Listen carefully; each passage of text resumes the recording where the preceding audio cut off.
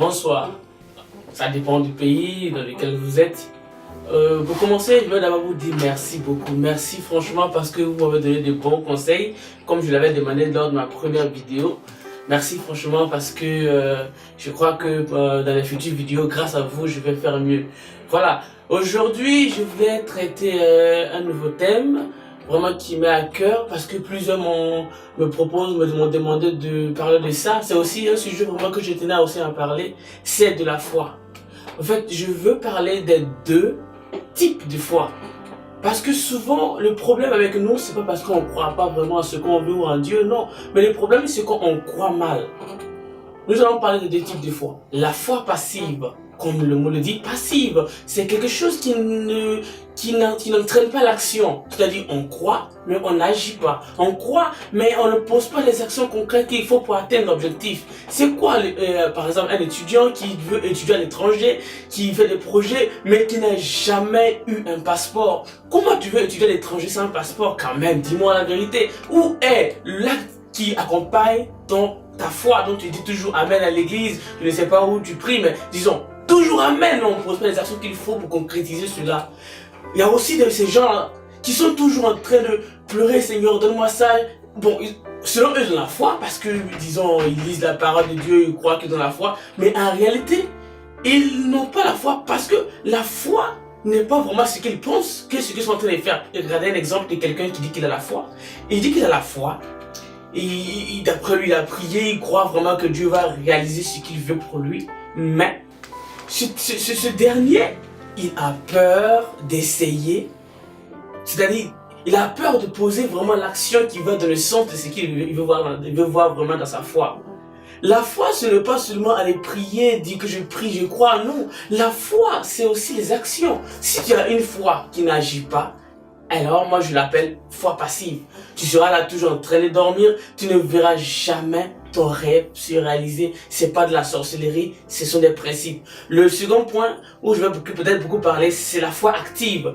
Celui-là, il croit vraiment que Dieu peut lui donner ce qu'il veut. Et il se lève, c'est-à-dire quoi? Il sait que bon, c'est comme un pont que tu vois. Tu veux traverser le pont. Tu as la foi dans ton esprit que tu as traversé le pont. Mais est-ce qu'en croyant que tu as traversé le pont sans te lever pour marcher, tu vas traverser le pont? Ça ne lèvera pas. Il faut que tu montes sur le pont et que tu poses des pas pour traverser le pont. Tu as un objectif, tu as un rêve à atteindre, mais tu es assis et tu pars, tu n'agis pas. Mais avec la foi pas active, cette personne-là, elle agit, elle se lève, elle pose les actions qu'il faut. C'est-à-dire, la personne veut étudier, bon, il prend toujours l'exemple d'étudier à l'étranger parce que je suis étudiant, c'est vraiment quelque chose que j'ai beaucoup vraiment rêvé pendant longtemps. Donc, la personne se lève, il fait des recherches, il fait des passeports, des documents qu'il faut, tout ce qu'il faut, il s'organise pour pouvoir accomplir son rêve. Ce n'est pas comme celui-là qui dort, qui pense que c'est en disant Amen, Alléluia, qu'il va accomplir son rêve. Non, Dieu agit avec ceux qui agissent. Pas parce que Dieu, il peut tout faire, c'est vrai. Mais dans la matière de la foi, il te faut aussi montrer que tu as de la foi. La foi se démontre. La foi, c'est les actions. La foi, c'est la vie. C'est le moyen de vivre même la foi. La foi, c'est aller à une gare avant que le bus arrive. C'est ça la foi. C'est pas s'asseoir à la maison en attendant que le bus vienne chez toi. Il ne viendra pas chez toi. Chez toi n'est pas un arrêt. Il faut aller vers la chose et Dieu te facilite. Donc tous ceux qui ont des rêves, des grands, quel que soit le projet que tu as, je t'encourage, n'abandonne pas. Mais il faut que tu vives la foi active. Il faut que tu actives cette foi.